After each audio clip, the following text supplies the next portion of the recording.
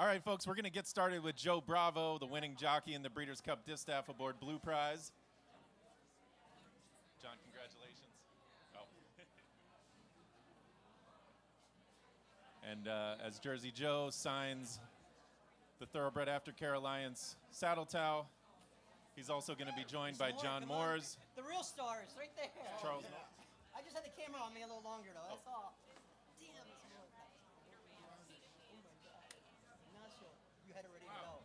It pushed me. I was scared to breathe. She was just like wanting it. I was just like, why? Just told me like up too quiet to push me.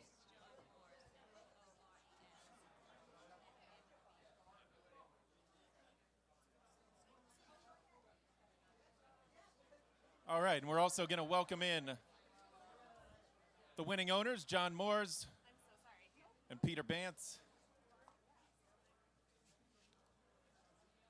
and winning trainer Ignacio Correas. If you guys would all have a seat, we'll go ahead and get started here.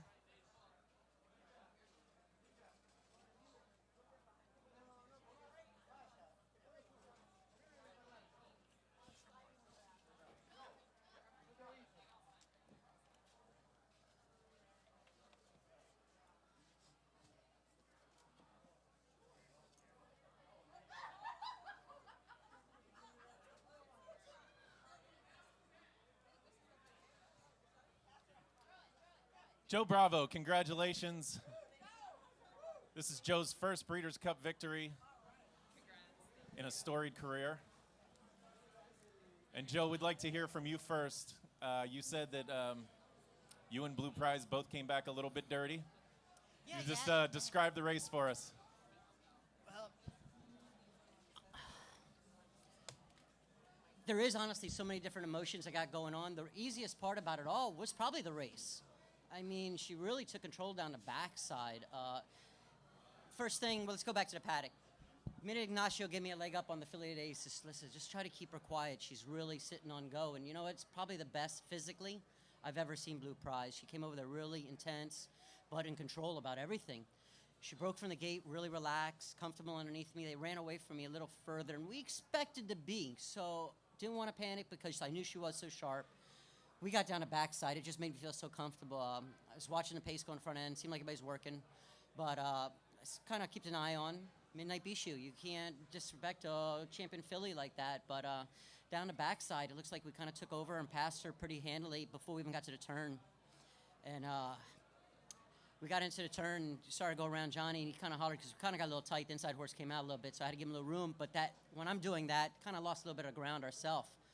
But when we turned for home, Blue Prize knew who she had to pass.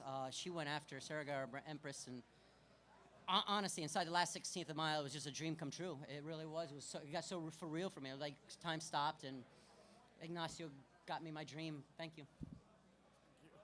Joe, you said that there were a lot of emotions before you took us through the race. What are they? I've been riding for over 30 years. I win a lot of races.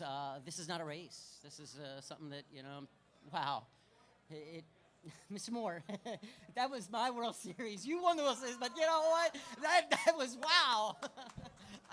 I don't know, I'm going to sleep tonight, but thank you. Mr. Correas, we'd like to hear from you. Your impressions of how the race was run. Well, I think first of all, I need to thank Blue Prize. I mean, she has been so great for all of us. And I think that is. She have shown the only change that we have done from last year to this one is just wait a little bit more in the last, 3 races, and she have been unreal. Essentially, that was the only thing that we did, and well, I think that we were very lucky to do that, and well, I want to thank Joe. It's also my first Breeders' Cup, hopefully not the last one. And thanks to Maryville Stables for all the support that they have given me. And I don't know, have been a great ride. I'm going to probably be sad to see her go, but they're going to take good care of her. And, it's a horse of a lifetime. So I don't know if I'm going to have one like her again, but at least I was blessed to have one. And that's in a trainer's career is is a lot to say. John, it was assumed that this would be her final start, but then in the winner's circle, I don't know if it was the moment or if you were being serious. Is there a chance of a campaign next year as a 7-year-old? You know, that's over my pay grade, to be real honest. I wish my partner, longtime friend Charlie Noel were here, but Charlie and I will have a heart-to-heart discussion about this. It's just hard to see a better horse than Blue Prize. It's been unbelievable. And if you would, just elaborate a little bit more on this experience of owning such a nice mare and having it culminate today with this performance. Well, to be honest, I should have suspected something like this would happen today because my wife made me trim my beard last night, and I had no idea. But I'm awfully glad I did. No, I don't know what to say about this. This was totally a shock to me. I think the last 20, 30 seconds of that race, I'll never forget as long as I live. It's been an unbelievable experience. And Ignacio, if you would talk a little bit more about this being a high point in your career and having just come back to training a few years ago and ending up in a Breeders' Cup winner's circle. Well, I don't think that it can get any better. But I mean, it's, as I said, a lot of credit is for the filly or the mare that without, I don't know, good trainers with bad horses. You need horses like this to show what you can do or where they can take you, because they take you on a ride, on a great ride. And I think that Joe rode her great when she won her second spinster, and today it was awesome. I mean, I don't know, there's no words. Thank you to that mare that, she's been so great to us. She clearly always loved Lexington, but then coming out to California, what had you seen here and how did you feel coming into the race against such a stellar field? She loves Churchill Down, Keeneland, Saratoga, Santa Anita. She don't have a problem anywhere. She's good as you can get. Questions?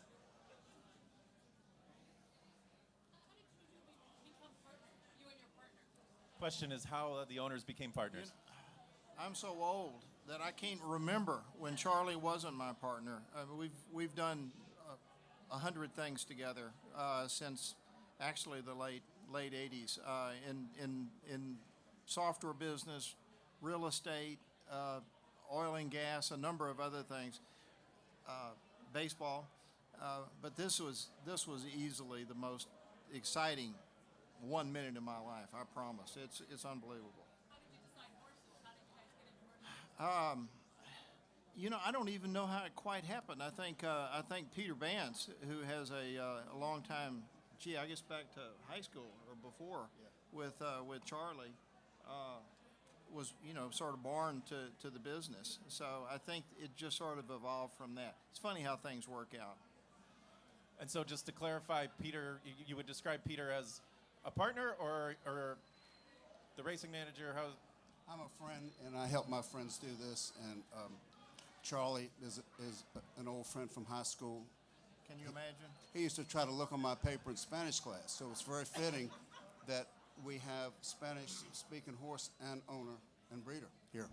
And so he didn't really ride in high school, but he figured out how great it was when he started going to work in Baltimore, and it has evolved.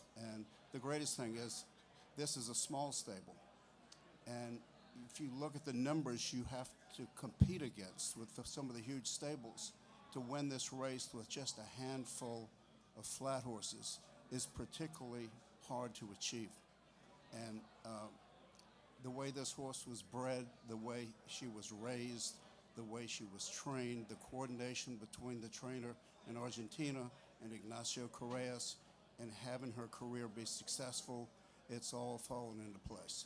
And Charlie and John are great friends, great guys, and so it's been fun. Absolutely. Well, congratulations to all of you. We got to let you get to your champagne toast. It's 7 minutes until the Breeders' Cup turf. Congratulations again to the winners of the Breeders' Cup Distaff.